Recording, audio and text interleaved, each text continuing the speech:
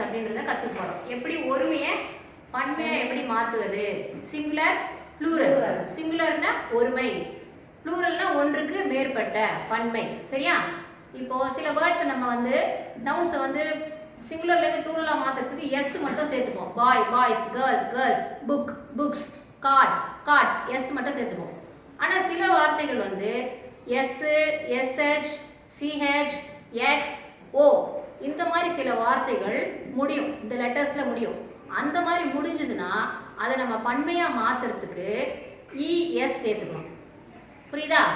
இப்போ for example பாருங்க, bus எஸ்ல முடியுதா? அது நம்ம பன்மையா மாத்துறதுக்கு என்ன சேர்த்துருக்கோம்? இஎஸ் சேர்த்துக்கோம். சர்ச் சிஹெச்ல முடியுதா? என்ன சேர்த்துருக்கோம்? இஎஸ் சேர்த்து சர்ச்சஸ். ஓகே. இப்போ புஷ் புஷஸ் இஎஸ் சேர்த்துருக்குமா? பாக்ஸ் எக்ஸ்ல முடியுதா? பாக்ஸஸ் இஎஸ் ஆட் பண்ணிட்டோமா? பஃபலோ ஓல முடியுதா? பஃபலோஸ். இந்த மாதிரி எஸ், சிஹெச், எஸ்ஹெச், எக்ஸ், ஓல முடிஞ்சதுன்னா நம்ம ப்ளூரலா மாத்துறதுக்கு இஎஸ் ஆட் பண்ணிட்டா போதும். இதுலயும் சில எக்ஸெப்ஷனல் கேசஸ் இருக்கு. என்னன்னா இப்போ ஆட்டோ, டைனமோ, பியானோ அந்த மாதிரி வேர்ட்ஸ் வந்து ஓல தான் முடியுது. அப்படி இருந்தா கூட டீச்சர் தான் ஓல முடிஞ்சா இஎஸ் சேர்க்கணும்னு சொல்லிட்டாங்க. ஏன்னா அதுக்குலாம் ஆட்டோஸ், ஏயூடிஓ, இஎஸ் அந்த மாதிரி சேர்க்கக்கூடாது.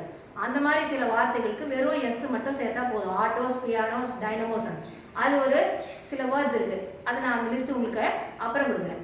அடுத்தது என்னன்னு பார்த்தீங்கன்னா ஒய்ல முடிகிற வேர்ட்ஸ்.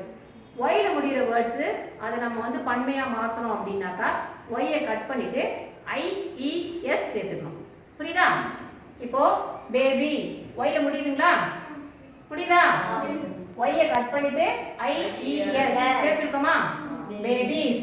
லாரி ஒய்யை கட் பண்ணிட்டு ஐஇஎஸ் சேர்த்து lorries. Country countries. City cities. Story stories.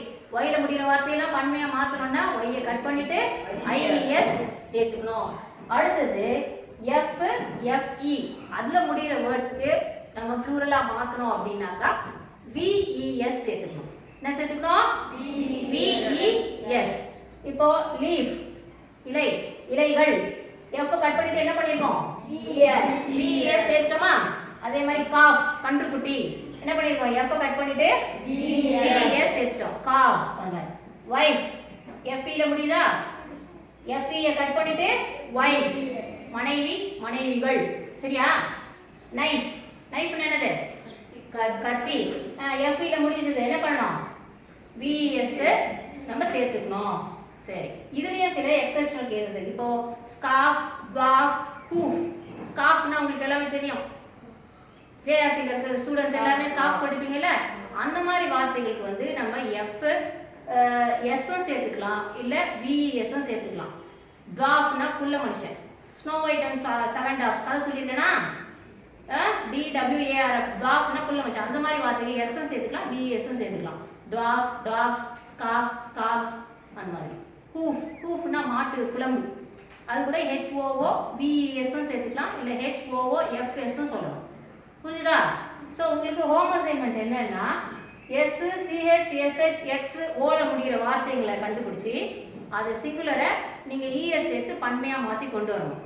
அடுத்தது ஒய்ல முடிகிற வார்த்தைகளை பார்த்துட்டு அதை எழுதிட்டு ஒய்யை கட் பண்ணிட்டு ஐஇஎஸ் போட்டு எழுதிட்டு வரணும். சரியா?